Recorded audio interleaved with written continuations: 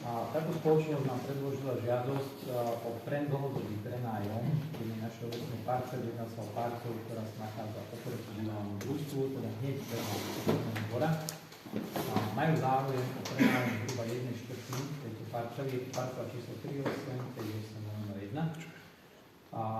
No a v podstate plánujú využiť ako sklad stavebného materiálu pre účely budovania tej plochy alebo tej individuálnej bytovej zástavby, ktorá má vzniknúť vlastne v areáli bývalého poľnohospodárskeho družstva.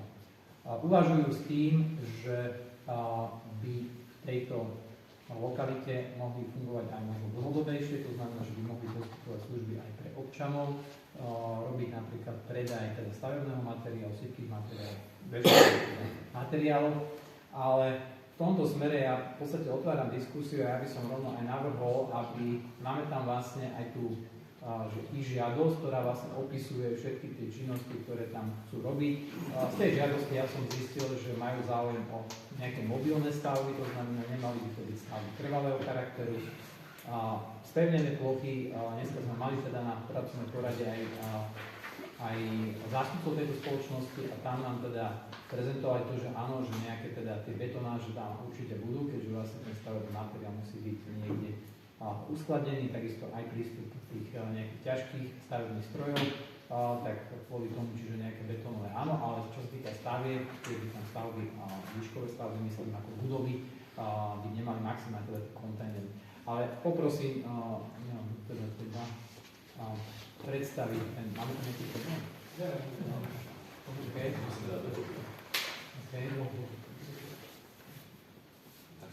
Aha, je to to. Dobre, prosím, prečítajme tú požiadavku zo strany spoločnosti alebo tú žiadosť.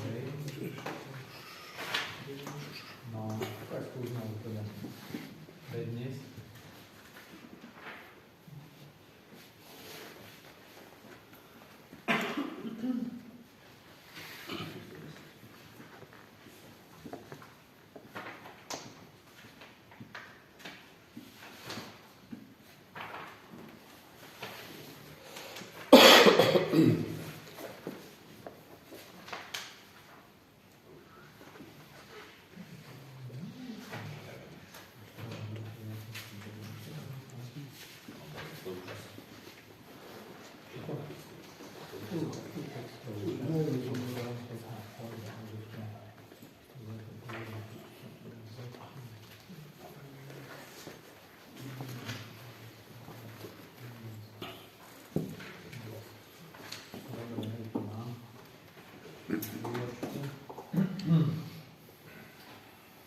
Takže adresovali to asi v takomto znení a predniesie. Na základe nášho dohovoru vám teda zasielam náš návrh na odsúhlasenie dlhodobého prenájmu pozemku vedľa zberného dvora. Využitie pre nás, pre obec bude predovšetkým, teda popisujú tu, citujem, predaj stavebného materiálu a železiarstvo, obe potrebné aj pre obyvateľstvo obsa blízke okolie, pre výstavbu budúcu údržby rodinných domov, eliminácia cestovania do priľahlých miest a obcí.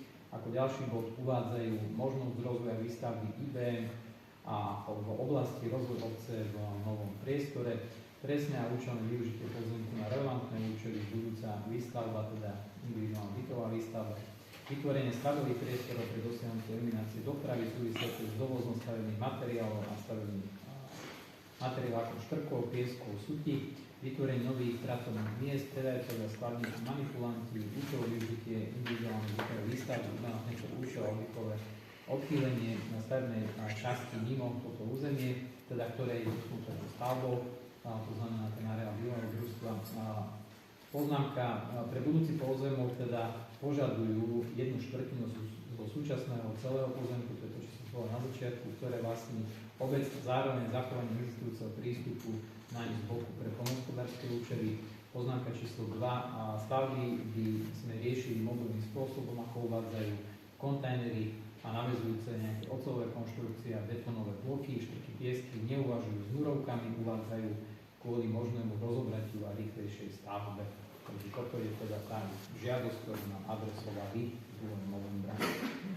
Takže nech sa páči, otváram teda diskusiu v tomto smere. Nech sa páči. Ja by som sa spýtal, jak vás, pán starosta, tak poslancov, že v rámci toho, že ak sa tam schváli tento projekt, tak tam bude zvýšený pohyb nákladných aut a vôbec všetké dopravy, lebo keď tam bude vlastný obchod, tak sa to tam troška tak skomplikuje. Či ste niekto v rámci vlastnej iniciatívy s poslancov, alebo ako vy aj ako starosta, či ste obišiel tých ľudí, čo tam značné finančné prostriedky investovali do tej ulici, že či ste sa ich bol opýtať na ich názor, či vznikla taká iniciatíva, lebo sú to vaši voliči, mal by vás zaujímať ich názor. Ďakujem. Lebo nevedia o tom, ani už mali tam len také požiadavky, že čo tam bude na zbernom dvore. Už to týmto začínalo vlastne a teraz keď tam bude stavebniny vlastne, tak každý z nás vie, že čo to bude obnášať. Tam bude prísun kamionov, tam nebude vetreska, to bude tam kamión za kamiónom, hore-dole. Čiže oni budú veľmi prekvapení, keď to tam budete realizovať. No, ja poviem toľko, že... To som počul, tak. Áno, ja poviem toľko, že mali sme teda tu verejné prerokovanie celého toho zámeru. Kto mal záujem v tej časti, alebo teda v tom čase prísť, tak verím, že prišiel. Kto nemal záujem, tak mám pocit, že sa tohoto netýka, alebo že nemal to záujem. My sme to dopredu komunikovali a myslím, že každý, kto mal záujem a mal potrebu, tak mohol prísť, mohol povedať svoj názor.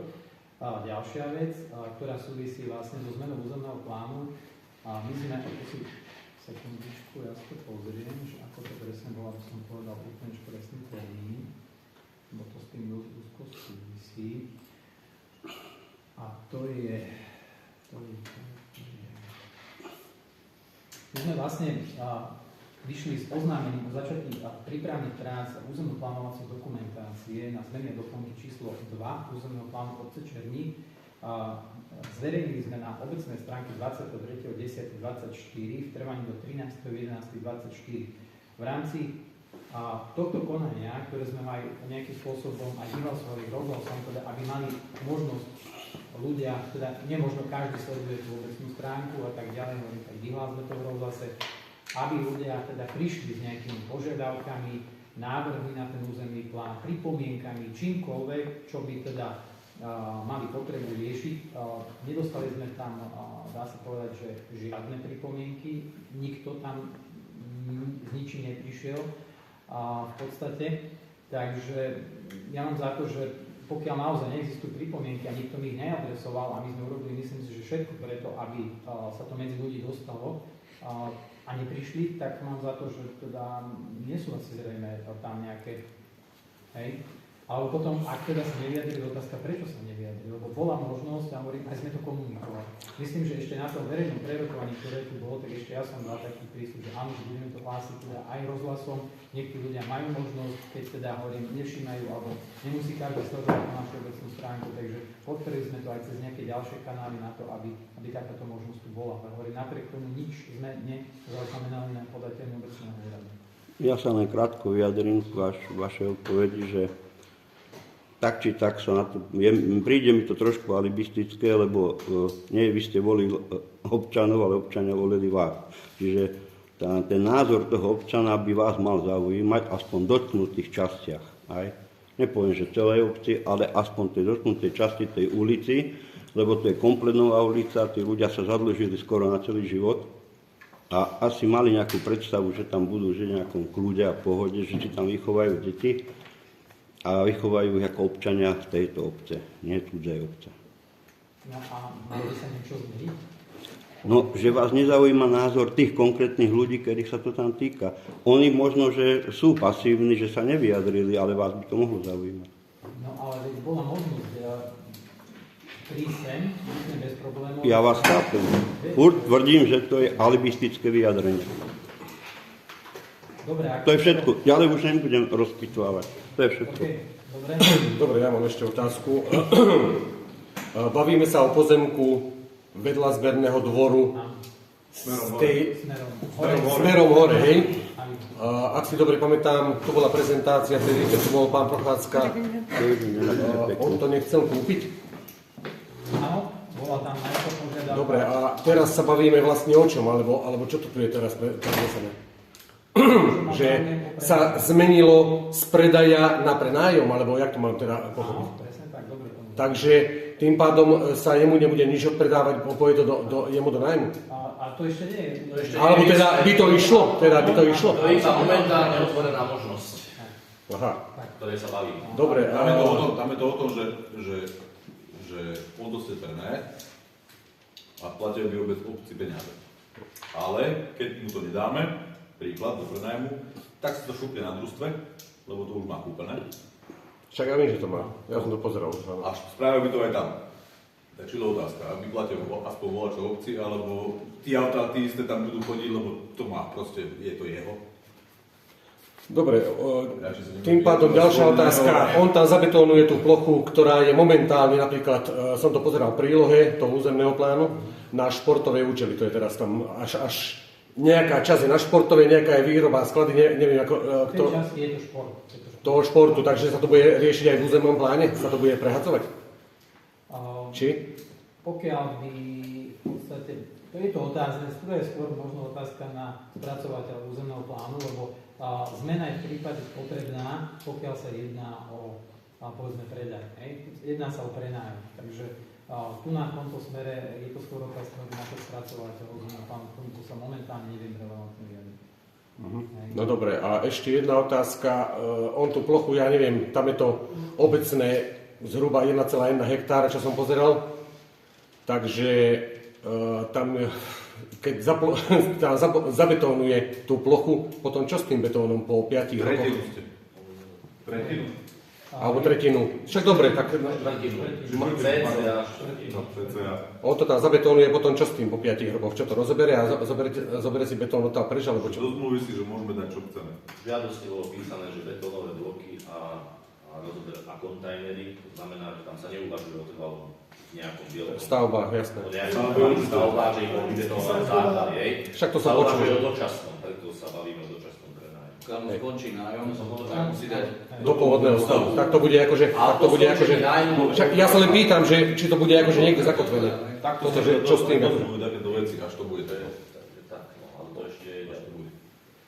Je to fičúr, no. Ešte by som sa možno že vrátil k tomu tej otázke, teda, že či sme preverovali, nepreverovali tam tých jednotlivých občanov, čo na tej ulici. Myslím si, že toto sa ich nejak veľmi nedotkne, pretože, OK, možno počas výstavby, samozrejme... Peťko, len taká doplňujúca otázka. Na družstve, čo tam už sa vyjadril, že čo tam ide stavať, alebo čo? No, takto, máme tu aj štúdiu, a vy si ju aj môžete kľudne... Že koľko, lebo aj Ako to má vyzerať, lebo... Jozef, čo hovoril tam, keď tam bude, ja neviem, 20-30 domov, ja neviem, koľko tam ide stavať, alebo čo, že naváženie materiálu všetkého, však to tam akože bude kvantum, vieš.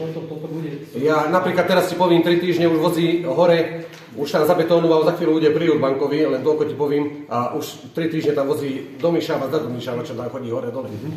Akože a tu, keď to pustí takú výstavbu, no neviem, jak budú akože henty tam radi. A to bude naváženie teraz materiálu do stavebnín, teraz materiálu na stavby, krovy, somariny, ja neviem, čo tam všetko bude robiť. To akože nebude málo auťákov, ja si myslím, aspoň môj názor. Akože, to nebude jeden dom. Pochopiteľne, ale zase hovorím, zoberme si tú situáciu. Toto je nejaký stav, ktorý bude trvať nejakú dobu, áno. Je stále lepšie takéto čosi, ja hovorím, a budem stále zastávať ten názor, keď sa osobní úplne od všetkého, aby tam boli rodinné domy, ako tam máme mať nebezpečenstvo toho, že to má kúpiť nejaká fabrika a budú nám tam chodiť permanentne možno desiatky kamionov a nespravíme s tým absolútne nič. Keď sa to dostáva celé, tak tam budú chodiť v podstate tie rodiny so svojimi autami a sme OK. To, že tie stavební, to je otázka, že či to tam bude. Schvaľuje sa, ak sa bude schvaľovať, tak sa bude schvaľovať len nejaký nájom v nejakej dobe. A ak to povedzme bude neúnosné pre tú lokalitu, máme možnosť, máme trom v ruke povedať, že nie, ďalej to pokračovať nebude. Len si uvedomte jednu vec, že nechcem teraz akože konšpirovať. Veľa z vás tu už nemusí akože v budúcnosti sedieť, že zas tam mu niekto niečo iné môže rozhodnúť a pomaličky sa dopracuje k všetkému, čo potrebuje. Lebo on je krokový, on je... To sa môže vždy a všade. Vieš, a zase si uvedom to, že tie domy sa nepostávajú za pol roka, 30 domov sa nepostávajú za pol roka. To je investícia na x rokov, to znamená, že to nebude určite až také. No, zober si, Milan, jednu vec. Vypratať družstvo. Ja som sa tam bol prejsť, akože, hoci by som nemal, je to súkromný pozemok, to hento vyviesť, akože to je niekoľko desiatok. Ja som mám predstavu, lebo som niečo podobné absolvoval a nie je to sranda, akože. Teraz tam budeš navážať materiály, všetko to pôjde naspäť a ja si myslím, že tá ulica bude statočne ako vyťažená. A ty tam, akože nerýpem do toho, nech tam stavá už, keď to má na mene, je to súkromné, takže nemôžeš. Ja som vlastne trošku radšej to, nie že radšej, ale nech to má teda v nájme, aby sa to postrážilo. Ja keď sa mu to má odpredať, aby to dostal, akože... Tak, neviem, ale akože... Keď tam má stavebniny urobiť na družstve, tak neviem. Ešte by som sa ja spýtal, ale to len tak dodatkovo, že či máte nejaké vedomosti ako obec, že sú tam nejaké súdy z minulosti, nie teraz, podotýkam z minulosti, nejakého environmentálneho charakteru, alebo teda nejaké chemické, nejaké zloženia sú tých súdov. Či máte o tom nejaké vedomosti, že to tam je? To neviem, to neviem, či ty máš, hej. Ja teda nemám. Neviem, či niekto z tu prítomných poslancov má takéto čosi, ale ja teda nemám vedomosť. Viem, že tam je teda množstvo komunálu, hej, navláčené v tej silárnej jamy, to je katastrofa tam.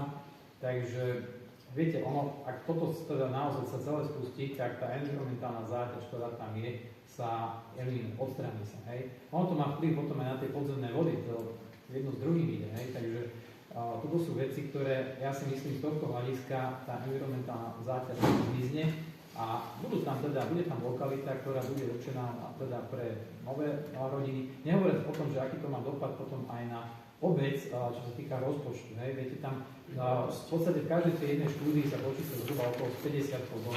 Počítame, že možno, že traja, hej, v každom jednom dome by mohli byť, keď si zoberte, to je hneď nejakých 150, možno 200 ľudí, hej, keď sa trošku rozrastú. A to znamená v peniazoch možno 80 000 eur pre túto obec, ktorá zase my vieme potom financovať z toho opravy chodníkov, riešiť veci, na ktoré teraz dneska si jednoducho nedokážeme šáhnuť ani vôbec na tým uvažovať, pretože finančné možnosti a limity nám to nepovolujú. Hej? Takže my keď chceme, takisto ako vôbec, a to je ďalšia vec, o ktorej síce v rámci tohto bodu a nevadí, máme širokú debatu, ja to poviem. Uvažuje sa o tom, že sa vytvoria spoločné úradovne pre obce, ktoré finančne nie sú schopné zvládať. Toto už dneska je normálne zámer, ktorý v podstate táto vláda takisto podporuje. To znamená, že bolo vyčlenených nejakých 30 miliónov a prvé obce sa môžu do tohto hlásiť. To znamená, že kto sa finančne necíti, že to dokáže tú obec držať v chode, tak nech sa páči, budete mať spoločnú úradovňu, ale viete, čo to znamená? Znamená to, že celý aparát, čo tu máme, lístky alebo aj napríklad smetné lístky, už sa nebudú kúpovať na černíku, ale budú sa kúpovať na dukovniakých, budú tí ľudia musieť chodiť, pretože jednoducho štát a tie finančné možnosti, ktoré tá daná obec bude mať, to som povedal teraz na nejaký príklad, tak jednoducho nebudú. Hej? A to je nútená správa. Jediná možnosť, ako je to udržať, je zabezpečiť sem prísun nových ľudí. Ľudia znamenajú podielové dane a ľudia znamenajú peniaze a tým pádom vlastne budeme môcť financovať jednak ďalší rozvoj a jednak udržať v podstate ten rozvoj našej obce a tú našu obec vôbec chodí. Takže preto aj z tohto hľadiska je to extrémne dôležité, všade sa na to tlačí. Teraz napríklad máme tú zmenu v financovaní materských škôl, hej. Takisto zase sú to ďalšie peniaze, ktoré nám vyberá, by som povedal, že štát s vačkou samospráv, pretože teraz v podstate od 1.1. to ide normatívom, to znamená, že máme tam nejakých zhruba 32 žiakov, teda nie zhruba presne 32 žiakov a na každého žiaka dostaneme zhruba 3 000 eur. Neviem, či tam Katka je ešte niečo naviac. Nie, neschváli. Takže 3 000 eur na hlavu, to je 96 000, ale celková prevádzka materskej školy, len to poviem, stojí vyše 120 000 eur. Kde ten rozdiel nájdeme? V našom rozpočte, keď ho nenájdeme, je to otázka na to, že čo potom budeme ďalšie škrtiť. Takže preto toto sú tie veci, ktoré jednoducho my, keď tu chceme fungovať aj z dlhodobého hľadiska, my musíme expandovať počet ľudí, v tej obci sa musí zvyšovať. Ak ho budeme znižovať, tak ideme sami proti sebe a smerujeme tam, kde nikto nechce. Ale tento stav, čo ste teraz konštatovali, ten je celoslovenský, to sa netýka len nás. Aj? Čiže celé Slovensko nemôže dať donútenej správy ani zastaviť chod materských škôl, ani škôl ako takýchto zo zákona. Aj? Takže štát sa možno z niečoho vyzúva aj, aby pritlačil tie obce nejakým spôsobom k spolupráci. Jak ste povedal, že v minulej schôdzi, že určité kruhy teraz držia oprate v rukách. No nebude to na veky, potom sa možno niektoré veci zmenia, ale ja to nevidím až tak čierne, aby sme tu zatvárali škôlky alebo školy alebo nejaké iné veci. Určite to nie je v záujme štátu, aby sa tak dialo.